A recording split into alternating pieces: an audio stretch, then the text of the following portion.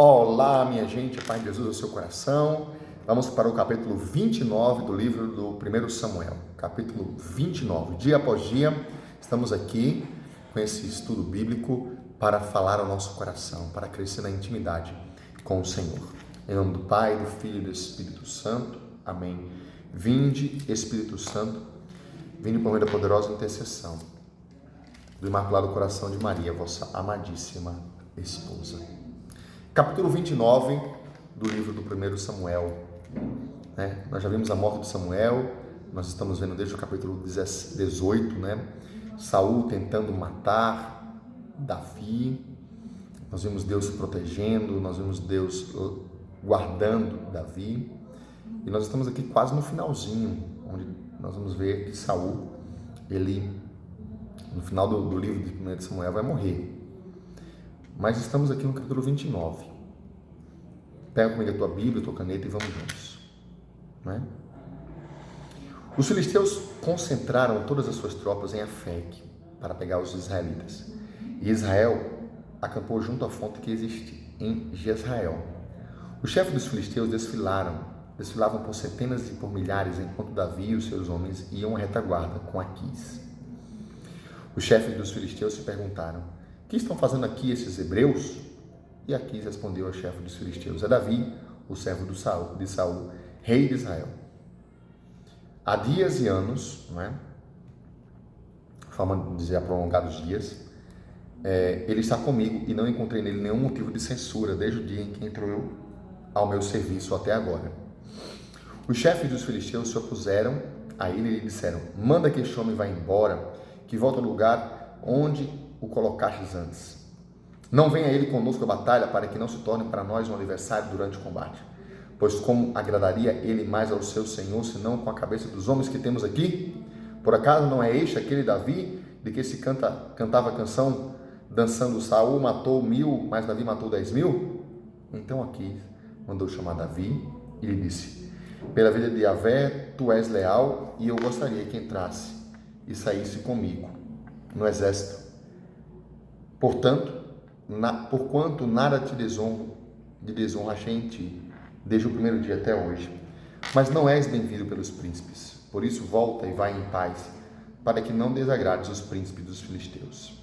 Veja, Deus mesmo honrou Davi, que não queria lutar contra o seu povo, e o despediu, fez com que os chefes os despedissem. Davi respondeu a Aquis: "Que te fiz eu de censurável, desde o dia em que me encontrei a teu serviço até agora, que me impeça de combater ao lado do meu senhor e rei contra os meus inimigos?" Respondeu Aquis a Davi: "É verdade que tu me tens sido agradável como um anjo de Deus. Só que os chefes dos filisteus disseram que ele não suba a guerra conosco. Parte, portanto, amanhã bem cedo com aqueles servos do teu senhor que vieram contigo, e ide para o lugar que vos indiquei. Não guardes no teu coração nenhum ressentimento, porque tu és agradável." Levantai-vos de madrugada e parti bem cedo de manhã.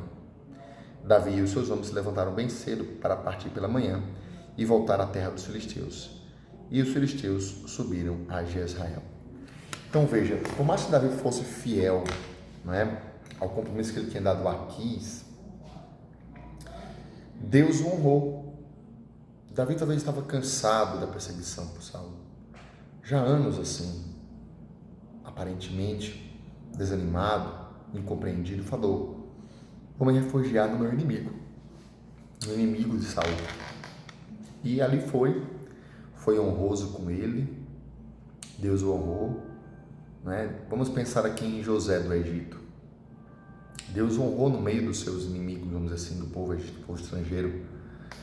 É diferente porque ele foi vendido e a luta dele foi muito maior, para ser reconhecido como o príncipe do Egito.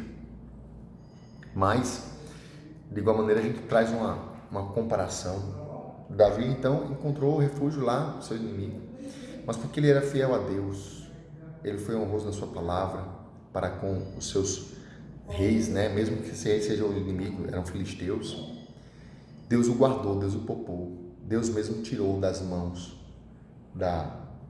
daquela guerra, para não ter que enfrentar o seu inimigo. Então veja, É importante que a gente seja fiel a Deus, porque Deus mesmo vai julgar entre nós e o nosso inimigo. Deus vai vingar por nós, Deus vai nos proteger. É claro que Davi foi esperto, foi fiel. Davi deu de doido para se salvar. Davi fugiu para se salvar. Davi se escondeu para se salvar. Davi foi fiel e não matou para se salvar, né? Então, a gente precisa aprender tudo isso.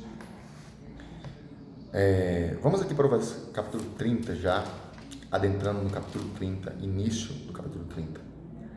Davi e os seus homens chegaram a Siselec no terceiro dia. Os amalecitas haviam feito uma excursão no Negueb e em Siselec. Devastaram Siselec e a incendiaram. Fizeram prisioneiras as mulheres que ali se achavam, pequenas e grandes. Não mataram ninguém, mas as levaram consigo e continuaram o seu caminho. Logo que Davi e os seus homens chegaram à cidade, viram que ela fora incendiada e que as suas mulheres e os seus filhos e filhas tinham sido capturados. Então Davi e a sua tropa que estava com ele prorromperam em gritos e choraram até não terem mais força para chorar. As duas mulheres de Davi tinham sido capturadas, Aquinoã de Jezrael e Abigail, a que fora mulher de Nabal de Carmel.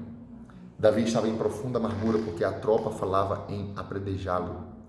Com efeito, a tropa estava cheia de amargura por causa dos seus filhos e filhas. Mas Davi encontrou ânimo em Deus, em Yahvé seu Deus. Marca isso aí. Veja só. Davi estava numa guerra que não era sua. Ele ia lutar a favor dos filisteus contra os israelenses. Deus o abençoou e não permitiu que ele lutasse contra o seu próprio povo.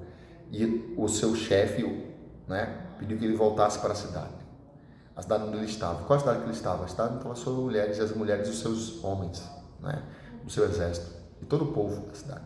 Ao chegar lá, os amalecitas, porque os homens tinham ido para a guerra, os amalecitas foram e invadiram aquela cidade, capturaram as mulheres e as crianças, destruíram a cidade. Davi então chega com seus homens e quando chega lá, a cidade é destruída, as mulheres capturadas. Ele então chora até não ter mais força, não ter mais ânimo, tomado de tristeza. Só que vejam, Davi encontrou ânimo em Deus. Onde é que nós encontramos ânimo? Diante das dificuldades. Onde é que nós encontramos ânimo diante das perseguições? Em Deus. Nós encontramos ânimo em Deus. Disse Davi ao sacerdote Abiatar, filho de Aquimeleque: rogo-te, traze-me o efode. E Abiatar trouxe o efode a Davi. Então Davi consultou Yahvé e disse: perseguirei esse bando? Alcançá-lo-ei? Ou seja, Davi retomou o ânimo e foi rezar para saber se Deus queria que ele empreitasse essa luta, essa guerra. E olha que bonito, né? Mais uma vez, é em Deus que nós encontramos o ânimo, a força para realizar algo. Mas antes de realizar, é em Deus que nós encontramos a resposta das nossas perguntas. Se devemos ir ou não, se seremos vitoriosos ou não. Senhor, fala comigo, eu te peço. Perseguirei este bando, alcançá-los-ei? A resposta foi: persegue-os, porque certamente os alcançará e libertarás os teus. Davi então partiu com os 600 homens que estavam com ele e chegaram à torrente de Besor. Davi continuou a perseguição com 400 homens, mas 200 ficaram, porque estavam muito cansados para atravessar a torrente de Besor. Encontraram um egípcio no campo e o pegaram para levar a Davi. Ofereceram-lhe pão que ele comeu e deram-lhe água para beber.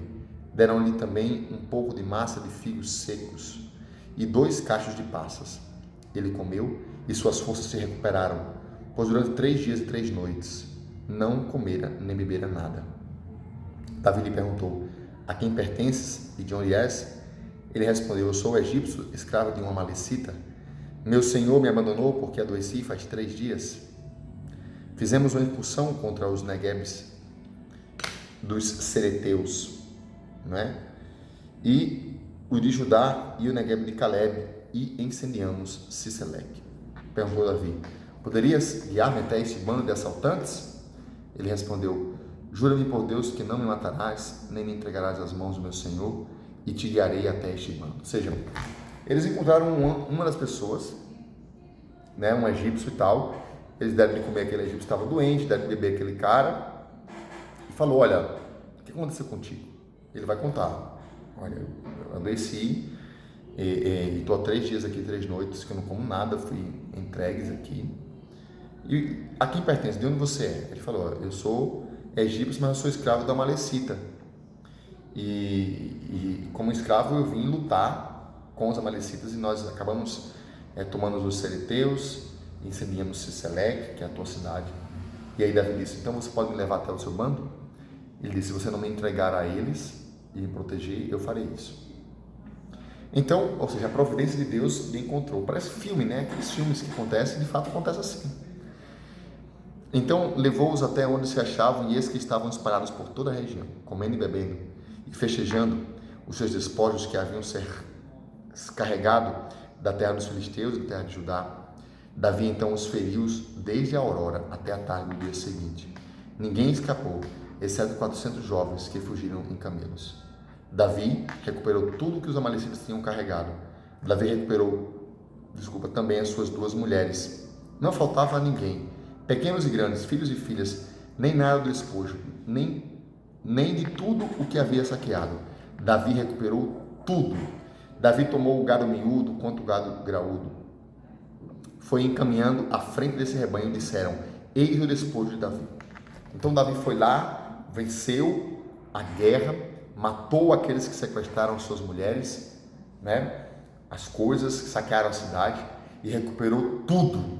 Por quê? Porque Deus disse vai, porque Deus estava com ele, porque ele lutou, ele estava cheio do ânimo do Espírito Santo, cheio de Deus, da vontade de Deus, e lutou e venceu. Aqui está, isso é importante. Deus estava com ele, Deus disse vai, e ele foi vencedor, ele matou os inimigos, ele recuperou aquilo que foi roubado. Senhor, vence os inimigos. Senhor, ajuda-nos a vencer e a recuperar tudo que foi nos roubado. Versículo 21. Davi chegou junto dos 200 homens que lhe tão cansados não puderam seguir e tinham ficado à torrente de Besor. Eles saíram ao encontro de Davi e a tropa que o acompanhava. Daí Davi se aproximou com a tropa e o saudou. E todos os malvados e vadios que haviam entre os que tinham abandonado Davi disseram, visto que eles não marcharam comigo, nada dos despojos que salvamos lhes deve ser dado, exceto a cada qual sua mulher e seus filhos, que os recebam e se vão. Ou seja, ficaram 200, 400 tinham ido embora. Dentro dos 400 que estavam lutando, os despojos ficaram ali, eles não quiseram dividir com os 200. Alguns falaram isso. Porém, Davi disse, não, meus irmãos, não agireis assim com o que nos deu Israel, Yahvé. Ele nos protegeu e entregou nas mãos o bando que veio contra nós. Quem vos ouviria nesse assunto? Porque a parte que nos desceu ao combate é a parte que ficou com as bagagens. Faça-se a divisão equitativamente. Todos vão receber. Todos. Porque Deus os protegeu. Eles estavam cansados. E aí, versículo 25. E a partir desse dia foi um estatuto e uma norma para Israel que precisa até o dia de hoje. Chegando a Siselec, Davi enviou parte dos despojos aos anciãos de Judá, seus próximos, com essa mensagem. Aqui vai um presente para vós do que foi tomado dos inimigos de Yahvé.